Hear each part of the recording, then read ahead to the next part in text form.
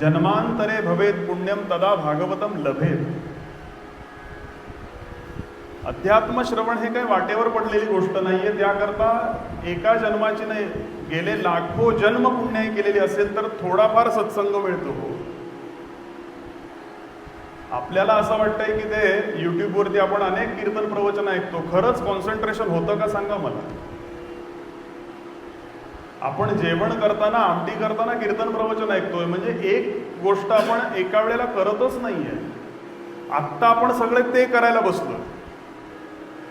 म्हणून हे हृदयीचे ते हृदयी माऊली म्हणतात. म्हणून समोरासमोर जाऊन बसायचं. त्या वक्त्याला काही कळत असतं किंवा तो काही मोठं प्रकांड पंडित असतो असा विचार करू नका.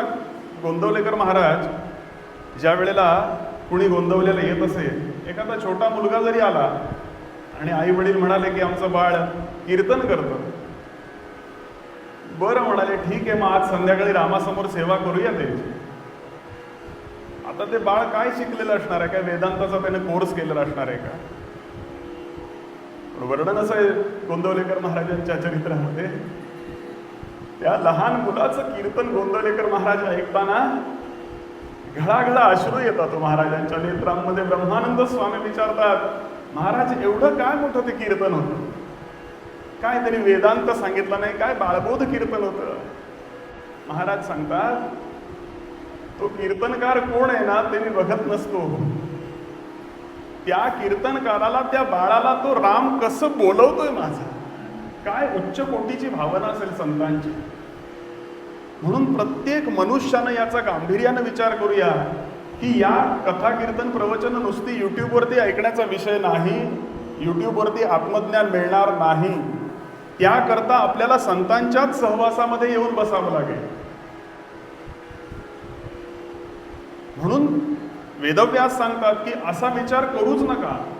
जन्मांतरे भवेत पुण्यम, अनंत जन्म तर थोडाफार कुठेतरी सत्संग मिळतो. तो मिळालेला सत्संग मला कळतो. सर्वसामान्य पातळीवरती जर विचार केला तर आपल्याला असं वाटतं की बुवा मी एक 13 माळा जप केला की माझा परमार्थ झाला. अहो, एवढ्या पुरता जर मर्यादित परमार्थ असता तर संतांना कशाला इथे गळे देऊन बसावं लागलं असतं. म्हणून मी जो परमार्थ खरा करतोय ना, तो खरंच परमार्थ करतोय की त्या परमार्थाच्या नावाखाली ढोंग करतोय. नेहमी प्रामाणिक मनुष्याने याचा विचार करावा. ICU मध्ये जाऊन जर हा देह पडला तर कुठलं साधन करणार आहे मी. म्हणून त्यावेळेस